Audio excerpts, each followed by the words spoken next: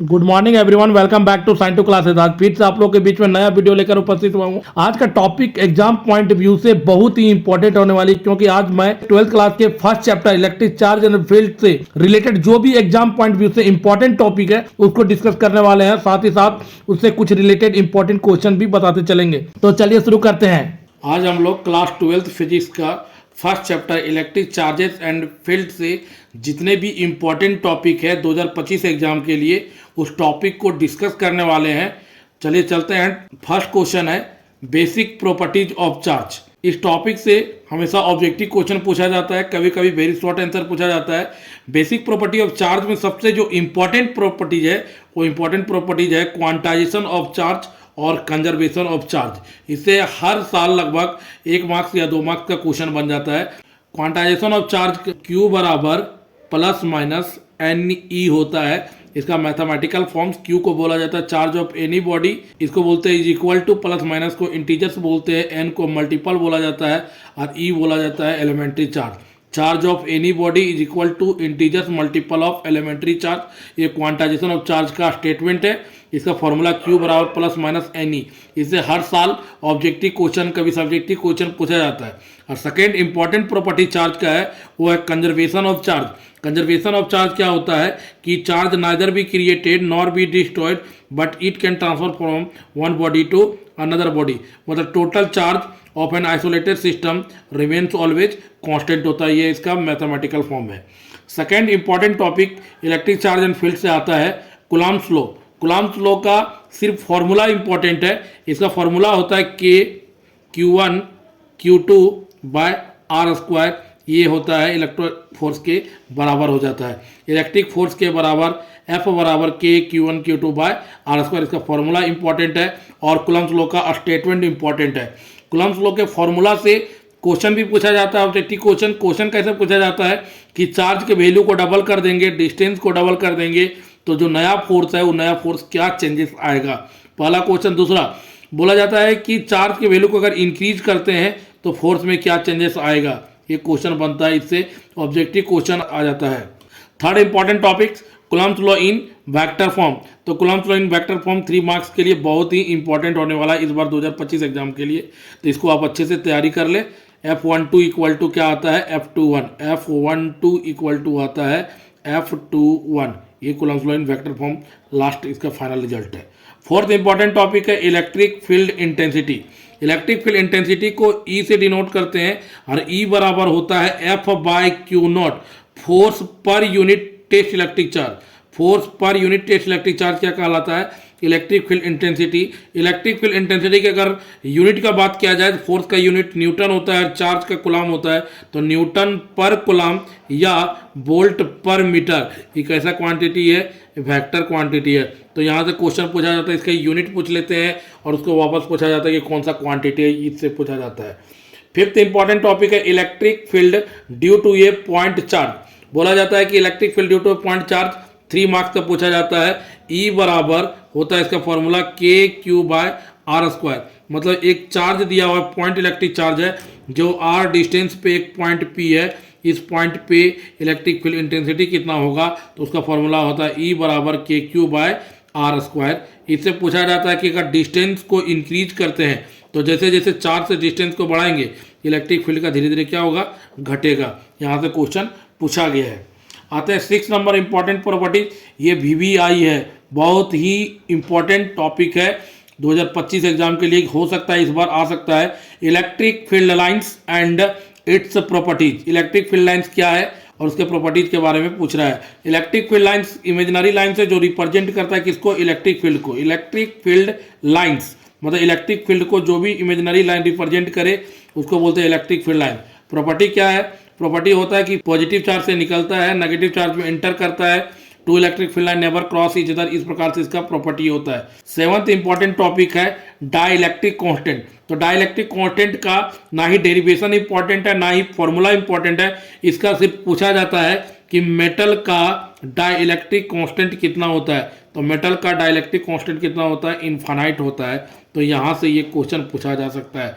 अब आते हैं next electric charge and field का जो टॉपिक है इलेक्ट्रिक डायपोल मोमेंट। ये वेरी वेरी इंपॉर्टेंट है। जब भी 5 मार्क्स वाला क्वेश्चन पूछा जाता है उसमें 1 मार्क्स को अटैच करके पूछा जाता है what is electric dipole moment. तो इलेक्ट्रिक डायपोल मोमेंट को P से डिनोट करते हैं और P इक्वल टू होता है Q डॉट 2D। Q को बोला जाता है मैग्नीट्यूड ऑफ आइदर चार्जेस, क्योंकि डायपोल में 2 चार्ज होता है, दोनों में से कोई एक चार्ज लेना है, तो मैग्नीट्यूड ऑफ आइदर चार्जेस, और 2D को बोलते हैं डायपोल लेंथ। तो product of magnitude of either charges of electric dipole and dipole length is called electric dipole moment. Q को क्या बोलते हैं? Magnitude of either charges of electric dipole. 2D को बोलते हैं डायपोल लेंथ, इज कॉल्ड क्या कहलाएगा? Electric dipole moment. इसे डिनोट करते हैं P से, P equal to Q dot 2D। इसका डायरेक्शन होता है नेगेटिव से पॉजिटिव चार्ज की तरफ। इसका डायरेक्शन नेगेटिव से किधर होता है? पॉजिटिव चार्ज के तरफ। और ये कैसा क्वांटिटी है? वेक्टर क्वांटिटी है। इस टॉपिक से इतना ही इंपॉर्टेंट है। 9th नंबर टॉपिक है electric field of an electric dipole. बोला जाता है इलेक्ट्रिक डायपोल के कारण इलेक्ट्रिक फील्ड को फाइंड करना है, तो इसके लिए 3 पोजीशन होता है। एक एक्सियल पोजीशन होता है, सेकेंड वाला इक्वेटोरियल पोजीशन होता है, और थर्ड होता है जनरल पोजीशन। तीनों वेरी वेरी इंपॉर्टेंट है, 5 मार्क्स तक पूछता है। एक्सियल पोजीशन में जो डिराइव करके आता है electric field, e axial equal to आता है 2kp by r Q.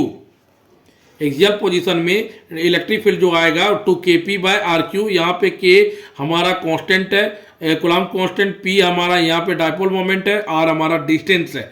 Equatorial position को बोथ साइड ऑन पोजीशन भी या परपेंडिकुलर बाइसेक्टर लिख के भी दिया जाता है, और जो इसका फाइनल एक्सप्रेशन आता है इक्वेटोरियल का वो होता है kp बाय आर क्यू।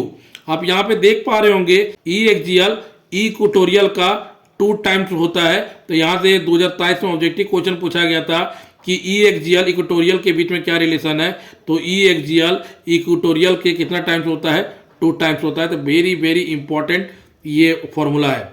अब आते हैं लास्ट इसका general position. Electric field of an electric dipole से कारण जनरल पोजीशन में फाइंड किया जाता है, और इसका जो एक्सप्रेशन आता है वो आता है kp बाय आर क्यू, और यहाँ पे जो एक्सप्रेशन निकल के आता है 3 cos स्क्वायर थीटा प्लस 1।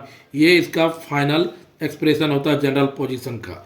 एक और क्वेश्चन पूछा जाता है एक्सियल में कि इलेक्ट्रिक फील्ड डायपोल के कारण डिस्टेंस के साथ कैसा वेरी करता है। तो आप देख पा रहे हैं नीचे आर क्यू है, यहाँ पर भी आर क्यू है।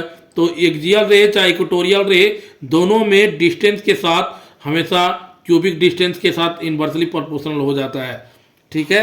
और इससे क्वेश्चन पूछा जाता है कि एक्सियल पोजीशन में इलेक्ट्रिक डायपोल मोमेंट और इलेक्ट्रिक फील्ड एक दूसरे के पैरेलल होता है, इसलिए एक्सियल पोजीशन में स्टेबल इक्विलिब्रियम होता है, और यहाँ पे एंटी पैरेलल होता है, इसलिए ये अनस्टेबल इक्विलिब्रियम होता है। तो नेक्स्ट इंपॉर्टेंट टॉपिक है 10 नंबर इलेक्ट्रिक फ्लक्स। तो इलेक्ट्रिक फ्लक्स पूछा जाता है कि what is electric flux, give its SI unit. तो इलेक्ट्रिक फ्लक्स क्या होता है कि इलेक्ट्रिक फील्ड लाइंस कोई पार्टिकुलर एरिया से कितना पास करता है उसको बोला जाता है इलेक्ट्रिक फ्लक्स। इलेक्ट्रिक फ्लक्स का फॉर्मूला होता है phi E equal to surface integral E dot D S. E को इलेक्ट्रिक फील्ड बोला जाता है और डी एस को बोला जाता है एरिया वेक्टर। डॉट प्रोडक्ट होता है इलेक्ट्रिक फ्लक्स, डॉट प्रोडक्ट होता है electric field and area vector का।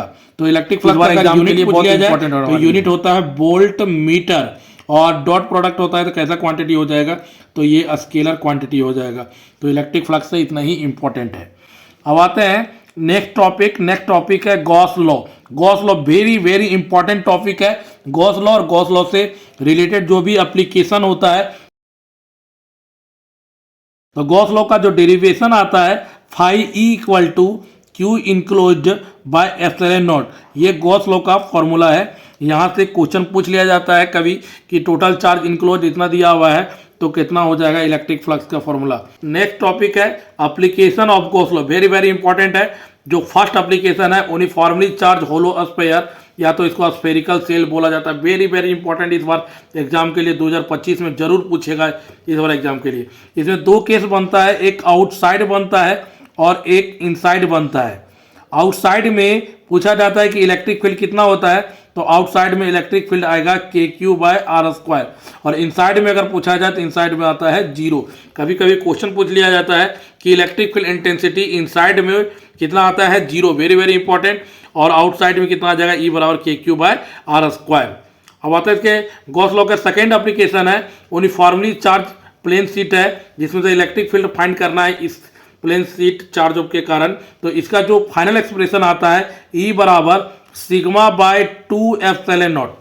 ये हमारा इस यूनिफॉर्मली चार्ज प्लेन शीट का फाइनल एक्सप्रेशन है। ये पिछले साल पूछा गया है 24 में, तो उम्मीद करते हैं इस बार नहीं पूछेगा। और नेक्स्ट इंपॉर्टेंट एप्लीकेशन है infinitely long uniformly charge straight wire.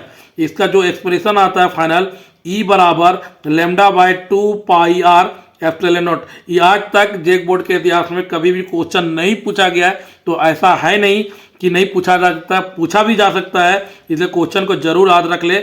इसका जो फाइनल एक्सप्रेशन आता है E equal to lambda by 2 pi r epsilon naught. I hope आप लोगों को समझ आ गया होगा कि इलेक्ट्रिक चार्ज एंड फील्ड से इतना इंपॉर्टेंट टॉपिक है। उम्मीद करते हैं आप लोग का एग्जाम की तैयारी बहुत अच्छा चल रहा होगा। थैंक यू दोस्तों। अगर कोई चैनल में है तो चैनल को सब्सक्राइब करना ना भूले। चैनल है साइन टू क्लासेस।